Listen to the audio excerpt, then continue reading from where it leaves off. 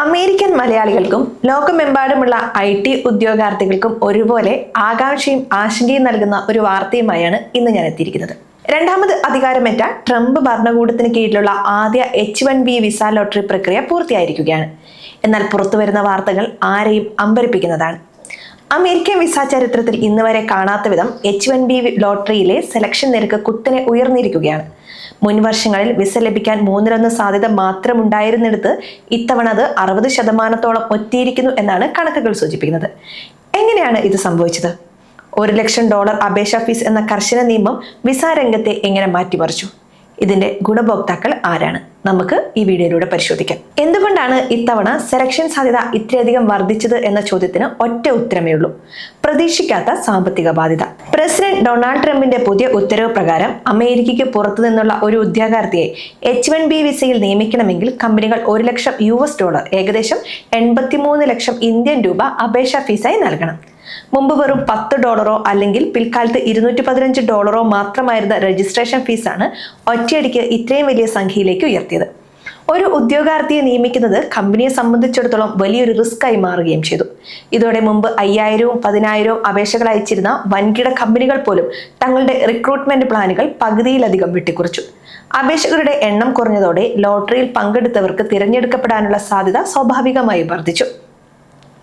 രണ്ടാമത്തെ പ്രധാന മാറ്റം ലോട്ടറി തിരഞ്ഞെടുക്കുന്ന രീതിയിലാണ്. ഇത് വെറുമൊരു നറുക്കെടുപ്പല്ല. ട്രംപ് ഭരണകൂടം കൊണ്ടുവന്ന വേജ് ബേസ്ഡ് സെലക്ഷൻ അഥവാ ശമ്പളത്തിന് മുൻഗണന നൽകുന്ന രീതിയാണിത്. അമേരിക്കൻ തൊഴിൽ വകുപ്പിന്റെ 4 തട്ടുകളിലുള്ള ശമ്പള നിരക്കുകളിൽ ഏറ്റവും ഉയർന്ന ശമ്പളം വാഗ്ദാനം ചെയ്യുന്നവർക്കാണ് ഇത്തവണ ലോട്ടറിയിൽ മുൻഗണന ലഭിച്ചത്. ഉദാഹരണത്തിന് ലെവൽ 3 അല്ലെങ്കിൽ ലെവൽ 4 ശമ്പളം ലഭിക്കുന്ന ഒരു സീനിയർ എഞ്ചിനീയർക്ക് ലോട്ടറിയിൽ വിജയിക്കാൻ 90% സാധ്യതയുള്ളപ്പോൾ തുടക്കക്കാരായ എൻട്രി ലെവൽ ഉദ്യോഗാർത്ഥികൾക്ക് ഈ സാധ്യത വളരെ കുറവാണ്. കുറഞ്ഞ ശമ്പളത്തിന് വിദേശ തൊഴിലാളികളെ കൊണ്ടുവന്ന് അമേരിക്കക്കാരുടെ ജോലി തട്ടിയെടുക്കുന്നു എന്ന പരാതി പരിഹരിക്കാനാണ് ഈ നീക്കമെന്നാണ് വൈറ്റ് ഹൗസിന്റെ നിലപാട്. ഈ മാറ്റങ്ങൾ ഏറ്റവും കൂടുതൽ ബാധിച്ചത് സിലിക്കൺ വാലിയിലെ ടെക് ഭീമന്മാരെയും വാൾസ്ട്രീറ്റിലെ സാമ്പത്തിക സ്ഥാപനങ്ങളെയുമാണ്. ബ്ലൂംബർഗ് ലോ റിപ്പോർട്ട് പ്രകാരം ഗൂഗിൾ, മെറ്റ, ആമസോൺ തുടങ്ങിയ കമ്പനികൾ തങ്ങളുടെ വിദേശ റിക്രൂട്ട്മെന്റിൽ വലിയ കുറവ് വരുത്തിയിരിക്കുകയാണ്. വാൾസ്ട്രീറ്റിലെ പ്രമുഖ ബാങ്കായ JP മോർഗൻ തങ്ങളുടെ H-1B അപേക്ഷകളിൽ 29% കുറവ് വരുത്തിയപ്പോൾ ഗോൾഡ്മാൻ സാക്സ് 60%-ലധികം കുറവാണ് രേഖപ്പെടുത്തിയത്. എന്നാൽ കൗതുകകരമായ ഒരു വസ്തുത സിറ്റി ബാങ്ക് പോലുള്ള ചില സ്ഥാപനങ്ങൾ ഇത്തവണയും അപേക്ഷകൾ വർദ്ധിപ്പിച്ചു എന്നാണ്. AI മേഖലയിൽ വിദഗ്ധരെ കണ്ടെത്താൻ കമ്പനികൾ എത്ര വലിയ തുകയും നൽകാൻ തയ്യാറാകുന്നു എന്നതിന്റെ തെളിവ് കൂടിയാണിത്. എന്നാൽ ലാഭേച്ഛയില്ലാതെ പ്രവർത്തിക്കുന്ന സ്ഥാപനങ്ങളെയും ആശുപത്രികളെയും ഈ ഫീസ് വർധനവ് തളർത്തിയിരിക്കുകയാണ്. ഗ്രാമീണ മേഖലകളിലെ ആശുപത്രികളിൽ സേവനമനുഷ്ഠിക്കുന്ന വിദേശ ഡോക്ടർമാർക്കും നഴ്സുമാർക്കും വേണ്ടി $1,00,000 നൽകാൻ പല സ്ഥാപനങ്ങൾക്കും കഴിയുന്നില്ല. സർവകലാശാലകളിൽ ഗവേഷണം നടത്തുന്ന പ്രൊഫസർമാരുടെ റിക്രൂട്ട്മെന്റും ഇതേ കാരണത്താൽ സ്തംഭിച്ചിരിക്കുകയാണ്. ഇതിനെതിരെ വിവിധ യൂണിവേഴ്സിറ്റികൾ കോടതിയെ സമീപിച്ചിട്ടുണ്ടെങ്കിലും നിലവിൽ നിയമം കർശനമായി തന്നെ തുടരുകയാണ്. റിപ്പബ്ലിക്കൻ പാർട്ടിക്കുള്ളിലെ തീവ്ര വലതുപക്ഷ വിഭാഗങ്ങൾ H-1B വിസ പൂർണ്ണമായും നിർത്തലാക്കണമെന്ന പക്ഷക്കാരാണ്. ഇന്ത്യക്കാർക്കും ചൈനക്കാർക്കും അമേരിക്കൻ ജോലി നൽകുന്നത് തടയണമെന്നാണ് ഇവരുടെ വാദം. എന്നാൽ ട്രംപ് ഭരണകൂടം ചെയ്യുന്നത് വിസ നിർത്തലാക്കുന്നതിന് പകരം അതിനെ അൾട്രാ പ്രീമിയമാക്കി മാറ്റുകയാണ്. ഇതുകൊണ്ട് 2 ഗുണങ്ങളുണ്ടെന്നാണ് ഭരണകൂടം കരുതുന്നത്. ഒന്ന്, ലോട്ടറി ജയിക്കുന്നവർക്ക് ഉയർന്ന ശമ്പളം ലഭിക്കുന്നു. ഇത് അമേരിക്കൻ വിപണിയിലെ വേതനം കുറയുന്നത് തടയുന്നു. തുടക്കക്കാരായ വിദേശികളെ ഒഴിവാക്കുന്നതിലൂടെ കോളേജ് കഴിഞ്ഞിറക്കുന്ന അമേരിക്കൻ യുവാക്കൾക്ക് കൂടുതൽ എൻട്രി ലെവൽ ജോലികൾ ലഭിക്കുന്നു. ഇന്ത്യൻ ഉദ്യോഗാർത്ഥികളെ സംബന്ധിച്ച് ഇത് രണ്ടറ്റവുമുള്ള വാൾ പോലെയാണ്.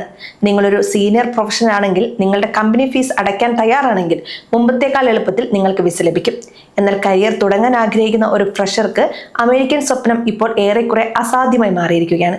പല ഇന്ത്യൻ IT കമ്പനികളും ഇപ്പോൾ അമേരിക്കയിൽ നിന്നുള്ള റിക്രൂട്ട്മെന്റ് കുറയ്ക്കുകയും പകരം കാനഡയിലേക്കോ മെക്സിക്കോയിലേക്കോ തങ്ങളുടെ പ്രവർത്തനങ്ങൾ മാറ്റാൻ ആലോചിക്കുകയും ചെയ്യുന്നുണ്ട്.